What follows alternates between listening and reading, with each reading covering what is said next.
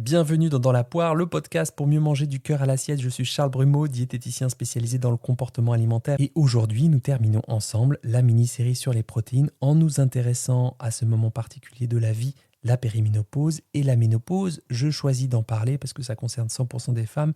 Et si vous êtes un homme, ça concerne votre compagne, votre mère, votre sœur, votre cousine, vos amis, votre voisine. Bref, peut-être que ça peut être intéressant de voir et d'observer ce qu'elle traverse et de se renseigner un peu sur la question.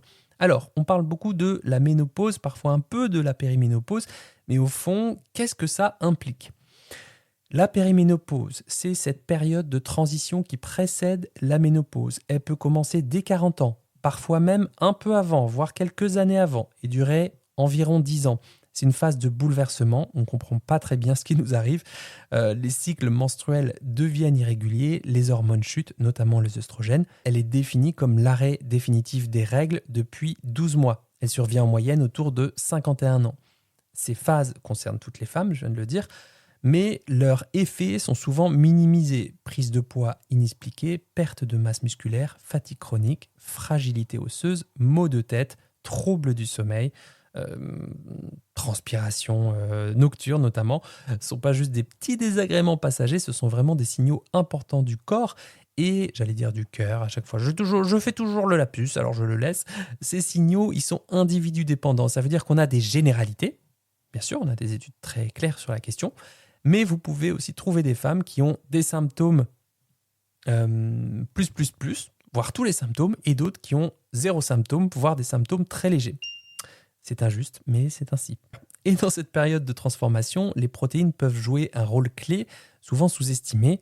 Et dans cet épisode, on va voir pourquoi elles deviennent des alliées précieuses sans forcément être miraculeuses non plus.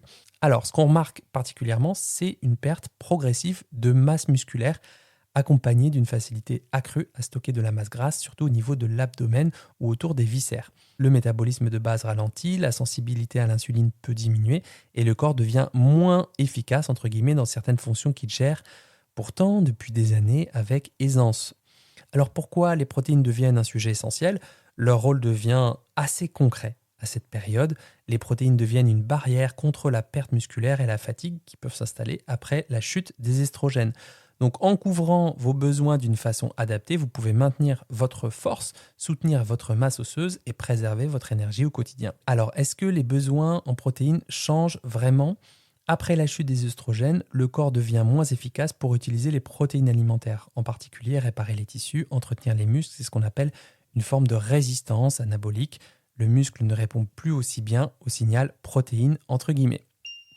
Alors concrètement, combien faut-il viser ? Eh bien, contrairement aux idées reçues, les recommandations françaises ne diffèrent pas de celles pour l'adulte. Donc ça dépend de votre activité physique et de votre poids. Je vous en ai parlé dans l'épisode 2, me semble-t-il. Vos besoins varient donc davantage si vous êtes active, si vous avez déjà une perte musculaire ou en cas de pathologie comme une maladie chronique ou à la suite d'une intervention pour aider à la cicatrisation des tissus. Mais ça, c'est à peu près comme l'adulte. Ces recommandations, elles sont plutôt cohérentes, j'ai vérifié, avec la littérature internationale, même si des groupes d'experts et quelques études suggèrent que de viser 1 g à 1,2 g de protéines par kilo de poids de corps et par jour, ce serait plus indiqué, notamment pour les personnes qui sont physiquement actives ou qui sont à risque accru de perte musculaire.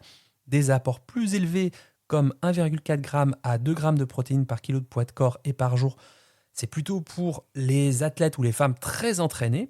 Et ce que la littérature scientifique nous dit, c'est que les preuves des bénéfices pour la santé d'aller au-delà d'1,2 g de protéines par kilo de poids de corps et par jour pour les non-athlètes eh bien, sont assez limitées.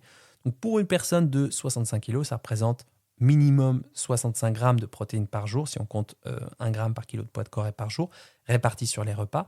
Et là, on pense souvent à inclure des protéines le soir, mais on oublie parfois le petit déjeuner, où on ne varie pas assez dans la journée, où parfois on a la flemme, on a les pâtes, où on ne pense pas surtout à la collation. Donc ça ne veut pas forcément dire manger uniquement des œufs, du blanc de poulet à chaque repas. On peut tout à fait répondre selon votre sensibilité éthique et environnementale à ses besoins, avec une combinaison intelligente entre produits animaux, viande, poisson, œufs, produits laitiers si vous en mangez, et protéines végétales, lentilles, pois chiches, tofu, céréales complètes, oléagineux.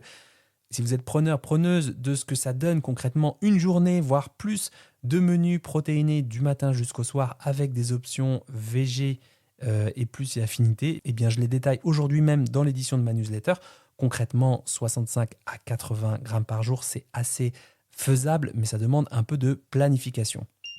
Donc les protéines, c'est pas là pour suivre une mode ou faire une sèche, elles sont là pour vous aider à traverser cette phase avec énergie, stabilité, #satiété évidemment, confiance dans votre corps.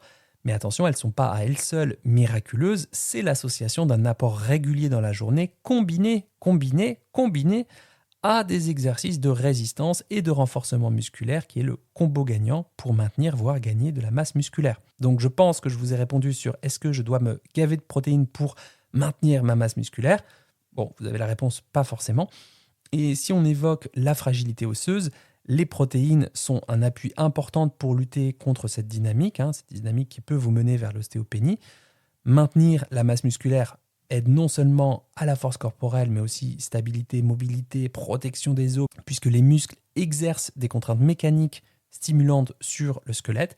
Mais ce qu'il faut garder en tête, c'est qu'une alimentation riche en protéines, sans apport suffisant en calcium, sans apport suffisant en vitamine D ou sans fibres et sans exercice physique, ne permet pas d'optimiser ni le muscle ni l'os. Par exemple, l'os a besoin de protéines et de calcium et de vitamine D pour rester fort, c'est-à-dire pour continuer favorablement son processus de remodelage osseux. Je vous passe tous les détails avec tout ce qui est ostéoblaste, ostéoclaste, etc.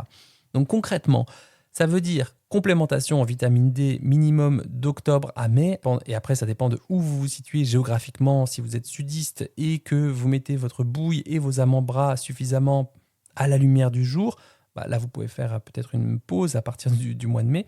Et pour l'alimentation riche en calcium, n'oubliez pas de mettre plus souvent au menu des sardines avec des arêtes si vous mangez du poisson, du chou chinois, des brocolis, des amandes de France bien entendu, de la purée de sésame, des légumineuses comme les haricots blancs, du tofu et des boissons végétales enrichies à l'algue lithotame et des produits laitiers si vous les tolérez bien et selon votre sensibilité. Et si vous êtes en mode casse-tête entre j'ai besoin de calcium mais je fais gaffe à mes apports en acides gras saturés, eh bien je vous mets le lien de ma newsletter pile sur cette question. Merci d'avoir écouté ces 5 épisodes. Voilà, si vous avez des questions, des points précis que vous aimeriez que j'explore, des choses à préciser, peut-être que je n'ai pas été moi-même assez clair, ou que vous aimeriez que je me penche sur un sujet en particulier, faites-le moi savoir sur Apple Podcast, Deezer, Spotify ou YouTube. N'hésitez pas à me mettre une marque de soutien pour mon travail sur ces plateformes, car Dans la poire est un podcast gratuitement proposé. Il demande beaucoup de boulot et d'abnégation. Et puis de toute façon, ça fait toujours plaisir de lire chacun de vos petits mots. Je vous laisse découvrir l'édition de ma newsletter sur les protéines et je vous dis bel appétit de vivre et à bientôt pour un nouvel épisode de Dans la poire.